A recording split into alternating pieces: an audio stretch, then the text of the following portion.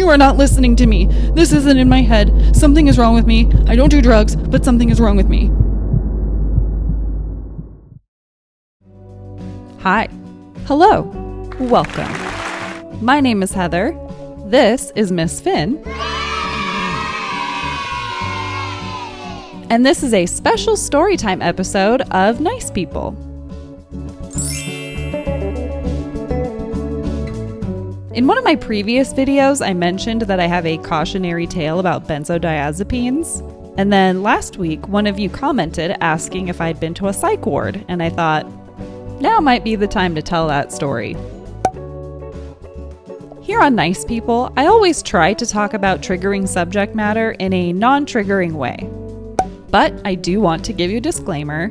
I am talking about substance dependence, psychosis, and will be saying the words suicidal ideation. So, as always, viewer discretion is advised. Oh, and another one. In case it wasn't glaringly obvious, I am not a mental health or medical professional of any kind. Do not base your own mental health or medical treatment off of anything in this video. This is a true story, but it is for entertainment and educational purposes only. Got it? Okay, let's begin. I've struggled with anxiety and panic attacks since childhood, but they didn't really interfere with my life too much, so I never sought out any kind of treatment for it. But around age 21, I started having really long anxiety attacks. Like, not what I would consider to be full-blown panic attacks. It was more the feeling that something really terrible was happening or was about to happen, and it would last for hours. And this started happening really frequently to the point where I finally went to the doctor and they put me on an antidepressant because I also had depression symptoms, and depression and anxiety often go hand in hand. So they gave me an antidepressant and a prescription for Xanax. At that time, I didn't really understand what Xanax was or how quickly it could take away my anxiety, so I really didn't take it. I probably had that first bottle for like a year. Fast forward 2 years later, and I was married, and my husband was deployed to Afghanistan. Now, I have the kind of anxiety where if someone is late coming home, my immediate thought is they're rolled over in a ditch somewhere dying. Having a loved one deployed is a really difficult, nerve-wracking experience for anyone to go through. But for me, knowing that my husband was in a very active combat zone and had a target on his back, it was unbearable. I went from having anxiety every now and again to having it every waking moment of the day, and it was always between like a 9 and a 10. So I started taking Xanax every day. Now keep in mind, I also have health anxiety, so I never took it in a manner other than how it was prescribed to me. Never. Not even once. I also take Adderall for my ADHD, and both Adderall and Xanax are controlled substances, so I had to go to the doctor every month to get a new prescription. I had no reason to think that this medication that my doctor was giving me every month was potentially very dangerous and that I was heading down a bad path. Spoiler alert, it doesn't end well.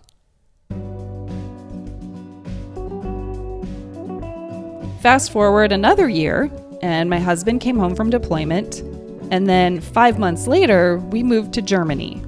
Even though my husband was home now, things were not good, and they only got worse once we moved. Only now, I was in a foreign country and away from everyone and everything I knew. It was just a really frightening and helpless time in my life, so it never even occurred to me that maybe I should stop taking the Xanax. Oh, she's stretching. Now that we had moved, I had a new doctor, and that's the first time I can recall having someone point out to me that I couldn't take Xanax indefinitely. that they were meant for short-term use. But to me, I just thought, okay, well, they still work, and my life is very chaotic and anxiety-inducing, so okay, got it. Can't take them forever. Over the course of the next year, I had several different doctors because they were all stationed there for different lengths of time. So when one would move, I'd be assigned to another one. And that's usually when I would hear again that I can't take Xanax forever. I think there were a few times that someone mentioned that Xanax came with a really high risk of dependency, but I think I mistook that for tolerance and thought, okay, well, eventually they just won't work anymore, but they still work now, so I'm good. And by this point, my anxiety was so bad that I could tell when it had been 8 hours or so since taking my last one, because my anxiety would start to get really bad really fast. Red flag right there. Can you see where this is going? Eventually, they switched me to Ativan and then later on Valium. I think that's the order I took them in, but I could be wrong. I know that at some point I took Xanax, Ativan, and Valium. I just don't remember in which order. The goal was always to give me something that would last longer, so I didn't have to take it as frequently.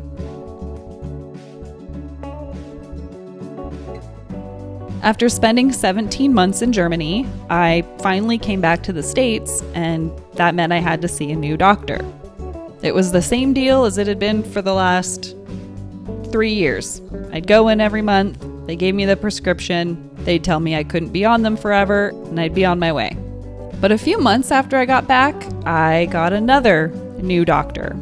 And this new doctor took one look at my medication history and was like, no, I am not going to continue giving you a stimulant and a depressant.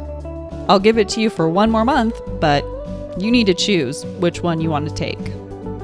And I distinctly remember her saying something to the effect of, I can't believe they've been giving you this for this long.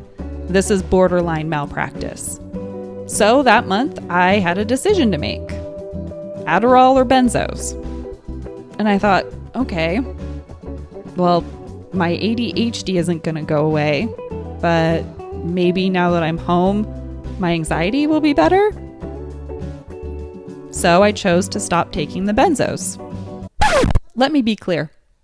I chose to stop taking benzodiazepines cold turkey after taking them every day for 3 years.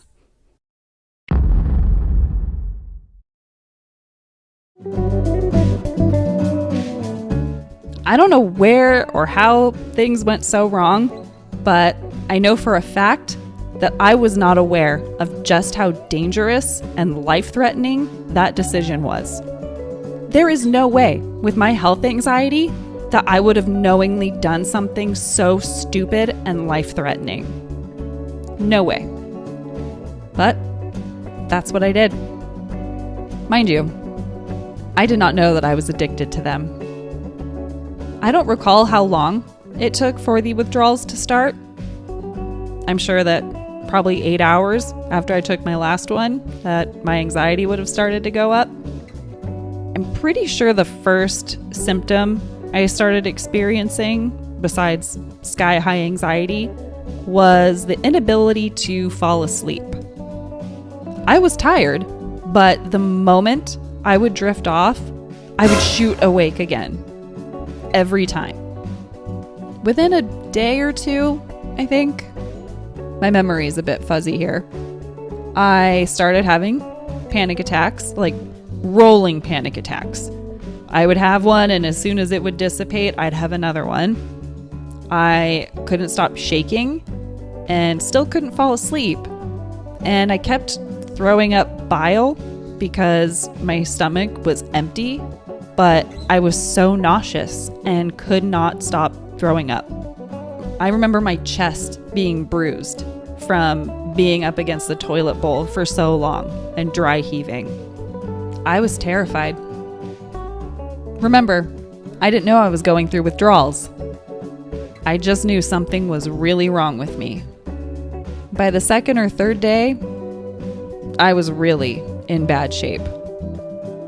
I remember crawling from the downstairs bathroom into the kitchen where my stepdad was. I was staying with him. And I just remember being on my knees and rocking back and forth and shaking and saying to him, something is really, really wrong with me. I don't know what's wrong with me, but something is really wrong with me. I need help. And he turned to me and said that it was all in my head and that I wasn't doing myself or anyone else any favors by being sad all the time. He was referring to my depression, which had also become quite severe since leaving Germany. Actually, since I was still in Germany. But yeah, he thought that there was nothing wrong with me and that it was all in my head and that I just needed to get a grip. And he left for work. To be fair, he didn't know I was going through withdrawals either. Anyway, so now I'm alone at home going through pretty bad withdrawals. I don't know on the scale of things how severe they were, but they were severe to me.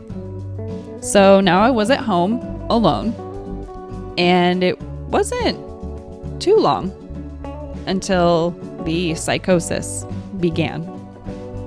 I remember hallucinating birds, like swarms of birds, flying into every window of the house. And with every fiber of my being, believing that I could feel the presence of Satan and that he was trying to possess me. Finally, I had a friend come and pick me up and take me to their place. My friend just kept trying to get me to eat, but I couldn't. I literally couldn't. And I just kept having rolling panic attacks. Like one would start to subside and another would come in full force.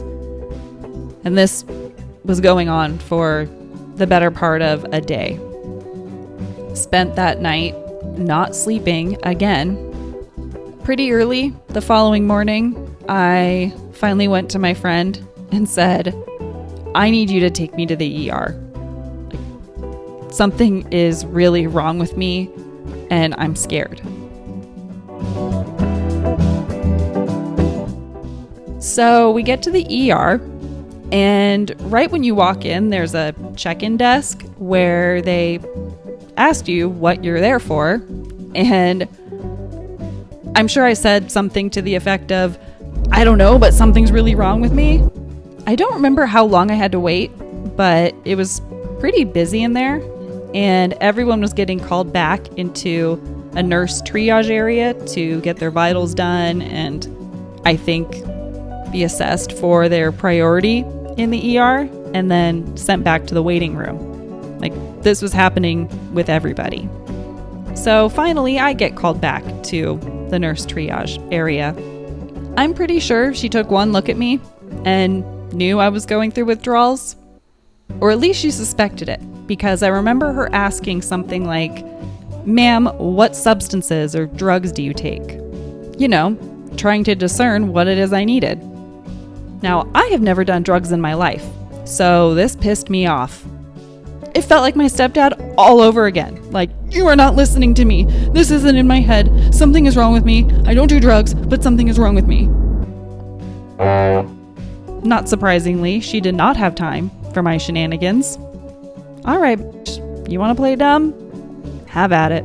So she started doing a more thorough intake for me. And finally, she asked me what medications I take. So I told her and added, "Oh, and I used to take Valium, but I stopped taking that a few days ago." Right away, her whole demeanor changed. And she asked me how long I'd been taking them. And I told her, like, 3 years? Oh boy. everything changed real quick.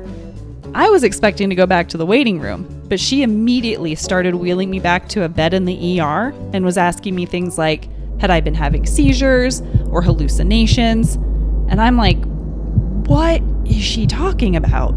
Seizures? What did I say? Because everyone's treating me like something serious is going on. Once I was back in the room, they, I think, gave me an IV of a benzo. And it was like magic. The horrific nightmare and hell on earth I had been living in vanished. That was the moment I realized I was addicted to benzodiazepines and I didn't even know it. And had seriously put my life in danger.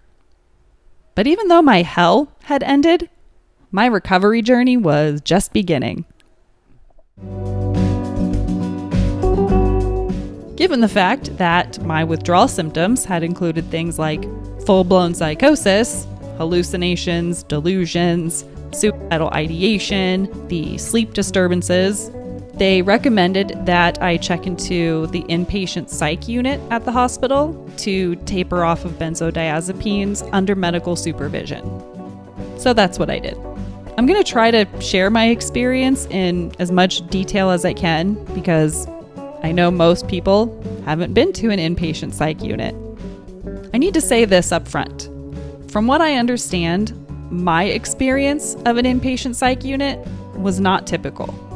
It just so happened that the hospital I went to also had the best inpatient psych unit in the state. I don't know if that's still the case, but it was at that time. So I was fortunate enough to go to one that's known to be a good one. Just keep that in mind. I don't think they're all like this. I actually wasn't able to go directly into the psychiatric unit. I actually had to wait a couple of days before there was a space available for me. And obviously, I was still taking whatever benzodiazepine I had been taking for those couple of days. Once you're admitted, they do another intake with you, and then you have to give them your clothing, your jewelry, and anything that you have on you that you could potentially harm yourself with. They give you scrubs to wear, which, by the way, so comfy. So the one that I was in was shaped kind of like a U. And when you first get in there, your room is on one side of the U, and you have your own room, but there's a camera in it to monitor you 24/7. And in the middle of the U is the nurse's station and where they monitor the cameras. And the days in there are very structured. Like, you take a lot of classes, do a lot of therapy, but for those first few days, you're able to just kind of chill and do whatever you want. Whether it's hang out in your room, do arts and crafts. As long as you're not bothering anybody or harming yourself, you can kind of do what you want in those first few days. Hi, Editing Heather here. So I forgot to mention a couple of really important things while recording this video. Basically, those first few days are meant to get you adjusted and stabilized as much as possible. You meet with a psychiatrist, they determine what meds you might need, what your diagnosis is, and what's going to be the best course of treatment for you. There are things that you have to do, like bathe, which you have to get someone to unlock the shower for you and monitor you while you're in there. You have privacy, but you can't just go shower anytime you want, and there is someone standing right outside of it. You also have to eat regularly and wear clean scrubs, which there's plenty available. That wasn't a problem. After those first couple of days, they move you to a room on the other side of the U, which doesn't have cameras in it, and usually you're with like one other person, but initially I was in my own room, which was nice. Every day was the same. They would wake us up at, I want to say it was like 7:30, and this was also when breakfast was brought in for everyone. So while you're waking up and eating breakfast, You have to go and get weighed, get your vitals taken, and then you're given your medications for the morning, if you have any.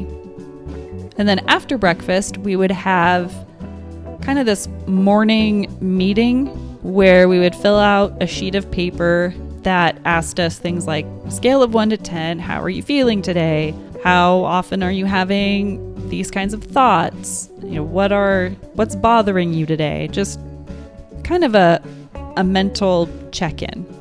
And then we would go around in a circle and just share whatever it is we had written down. In the first couple of days when you're there, if you choose to participate in that, you don't have to share.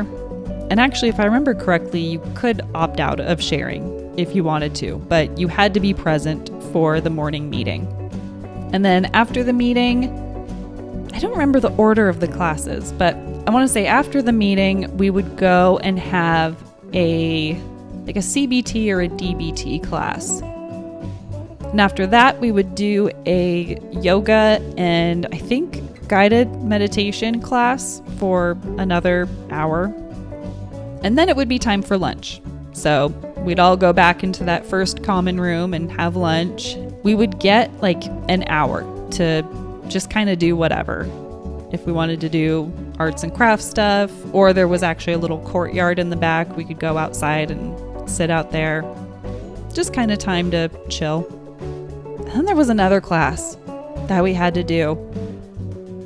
I don't remember what it was called or what it was we were supposed to do per se, but I just remember it was really frustrating. If I remember correctly, we had to share how we were feeling, but we couldn't share any personal stories or experiences or really even explain why we were feeling that way.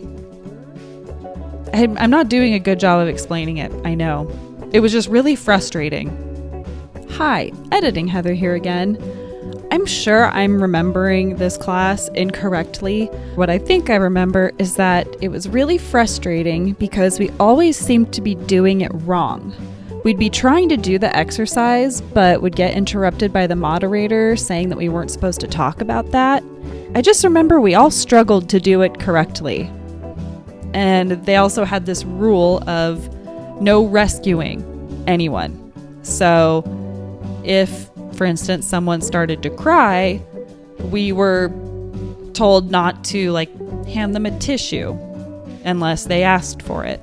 It felt like really unnatural communication, and it was frustrating, but that was really the worst of it. It still wasn't terrible. And then after that, I want to say we had another arts and crafts or project hour. Editing Heather again. So I just remembered that doing arts and crafts during the day, that's what you could do if you just weren't able to get through a class or had to step out or maybe missed a big part of the class because you had to go meet with your psychiatrist.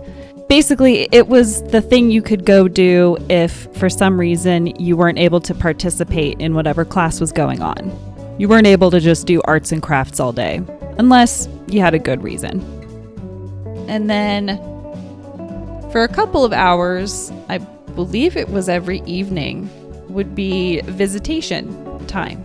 So if anyone wanted to come and see you, they could.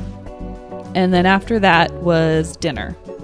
After dinner, we were free to spend our time however we wanted, but usually we would gather in one of the other common areas and watch movies. Every time I got to pick the movie, I always picked Butch Cassidy and the Sundance Kid or The Gods Must Be Crazy. Still love those movies. And yeah, we would hang out, watch movies, and probably around 8 o'clock, we would have to take evening medications, which we all had to take trazodone to go to sleep. So yeah, we would get our evening dose of trazodone, and then we're pretty much just free to do what we wanted after that, which for most of us was usually going back and watching the movie we were watching. And then slowly everyone would just eventually go to their rooms and go to sleep. They would come around and check on us every couple of hours just to make sure we were okay and that we were asleep. And that's really how it was every day.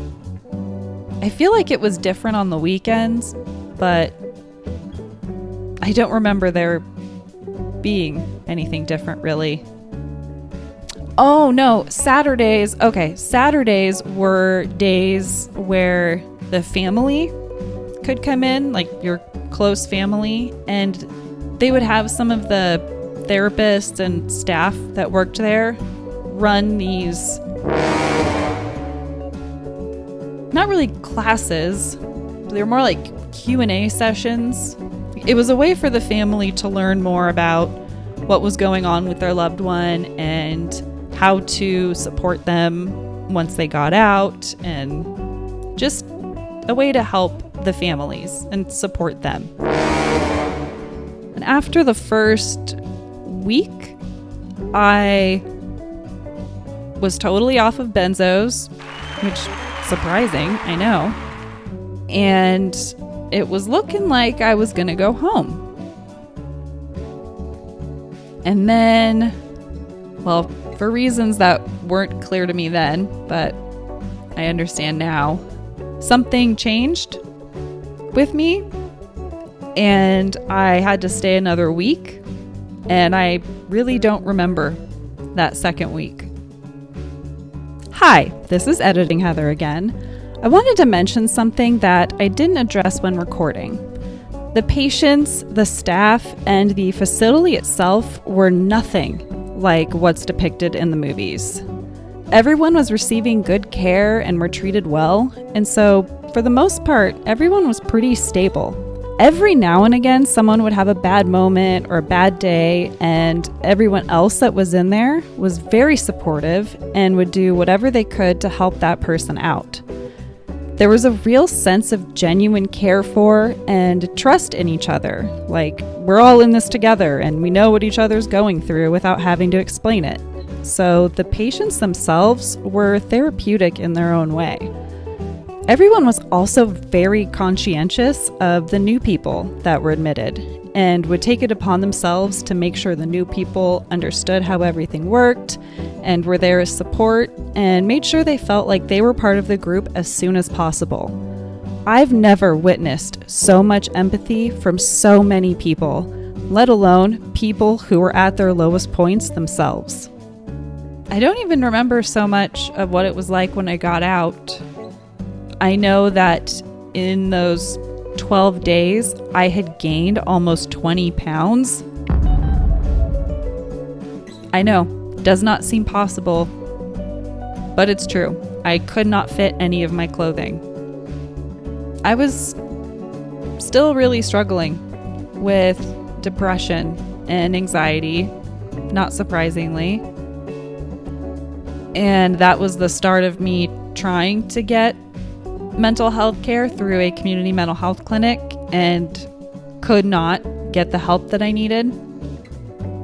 And I did end up going back into the unit because I felt like I was a danger to myself. I was only there for a few days.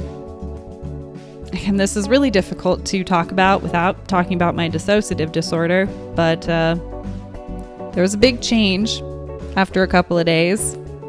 And after that second time, that was it. I never went back. I would like to say that I highly recommend you go and check into a psychiatric unit if you feel like you're in crisis or a danger to yourself. But from what I hear, it sounds like they're all pretty bad. And I don't want to say that to put people off of going. I really don't. If that's what you need, go. Because no matter what, it is really good to be somewhere where you cannot hurt yourself and you don't have to think about really anything. Like, everything's done for you. You can just focus on getting better. But I also don't want to give the false impression that they're all like the one that I went to.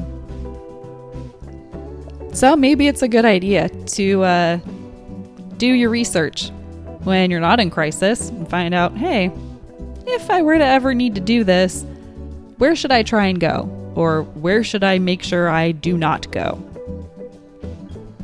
And yeah, that's my cautionary tale of benzodiazepines and how I ended up in a psych unit.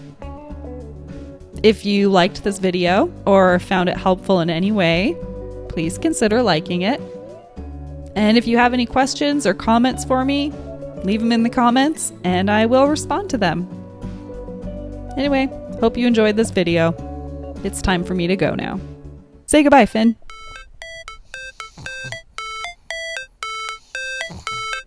Okay, bye.